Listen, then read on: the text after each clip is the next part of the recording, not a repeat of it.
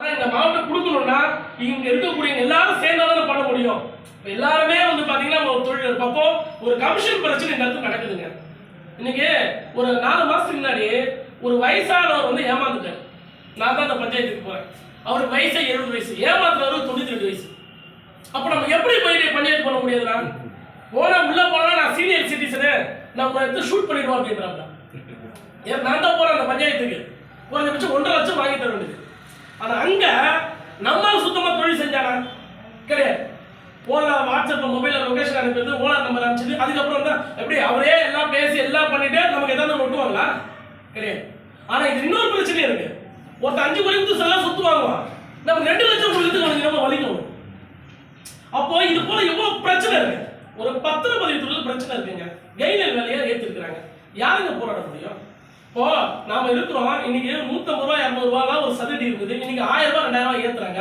இப்போ layout promoters ஒருத்தர் போறாரு வச்சுங்களேன், ஒரு 2000 ரூபாய் சதுரடி 500 ரூபாய் சதுரடி 2000 ரூபாய் போட்டா அது யார் தலையில கட்டுவாங்க? நம்ம மாதிரி இருக்க பொதுமக்கள் தலையில கட்டுவாங்க. அப்போ இதெல்லாம் யாரு கேள்வி கேட்கணும்னா சங்கம். இப்போ சங்கம் வலுவா இருக்கணும். கமிஷன் பிரச்சனை போலீஸ் ஸ்டேஷன் போறான். போலீஸ் ஸ்டேஷன் நம்ம பாக்குற பார்வை இருக்காங்க, நீங்களே ஏமாத்த வந்துடா ரியல் எஸ்டேட் சொன்னாவே ஏமாத்த. அது இப்போ இந்த மாதிரி இப்போ நகை இதெல்லாம் போட்டுட்டு வந்தா நான் எவ்வளவு உழைச்சிருக்கேன், நீங்க நம்ம நல்ல சட்டை போடுறோம் நல்ல துணி போடுறோம், என்ன காரணம்? நாம செய்யற தொழில்.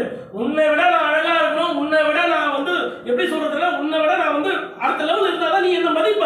ஏன்னா நம்ம செய்யக்கூடிய தொழில் வேற எந்த தொழிலும் இப்படி இருக்க முடியாது. இந்த தொழில் நம்ம இருக்கலாம். வெள்ளை சட்டை போட்டுட்டு நம்ம வந்து ஷூட்டை போட்டு காலை போய் இறங்காதானே நம்மளும் மதிப்பான். ஆனா நமக்கு ஒரு பிரச்சனை வந்தா காவல்துறை பாக்குற பார்வை அப்ப இவன் தான் ஊரை ஏமாத்திருப்பான், இல்ல இவனப்பா ரியல் எஸ்டேட் பண்றான் பண்ண சொன்னார்ல. ஒரு இடத்துக்கு 6 மாசம் சுத்தி இருப்போம், 5 வருஷம் சுத்தி இருப்போம், 5 நாள் கூட முடியும். ஆனா எவ்வளவு காத்திருப்போம். ஒரு சின்னதா பணம் போட்டு ஏதாவது அட்வான்ஸ் நம்ம ப்ரமோட் பண்றதுக்கு ஒரு வியாபாரத்தை பண்ணுறதுக்கு இதெல்லாம் நம்ம பண்ணணும்னா ஒரு சங்கம் பேஸ் வந்து வலிமையா இருக்கும். இன்னைக்கு தொழில் ரீதியில இன்னைக்கு வந்து பாத்தீங்கன்னா ஒரு பெரிய அளவுல மார்க்கெட்டிங் இருக்கு நம்ம ரியல் எஸ்டேட் தொழில்.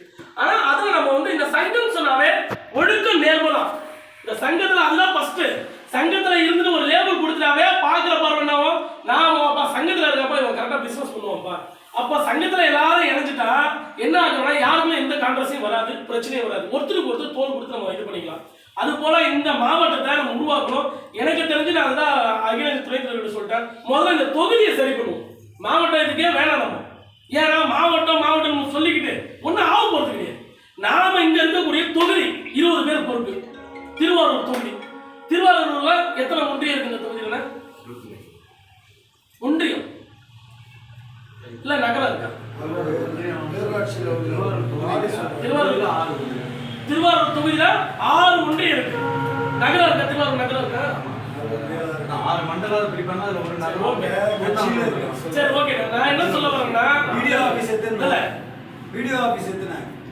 வந்து 6 ஒன்றாச்சரி 1 கரெக்டா தான் சொல்றாங்க. 6 ஒன்றியம் அப்போ திருவாரூர் மாவட்டத்திலே இந்த தொகுதியில நகரம் 2 6 ஒன்றியம் எல்லாம் எங்கேயுமே இல்ல.